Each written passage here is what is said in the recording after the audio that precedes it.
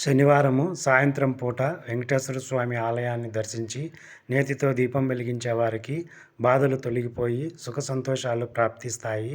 ఇలా 7 శనివారాలు వెంకటేశ్వర స్వామిని పూజిస్తే దోషాలన్నీ తొలగిపోతాయి.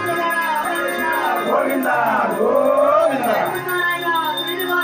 గోవింద గోవింద గోవింద గోవింద గోవింద గోవింద గోవింద గోవింద మాతృదేవో భవ పితృదేవో భవ ఆచార్య దేవో భవ అతిథి దేవో భవ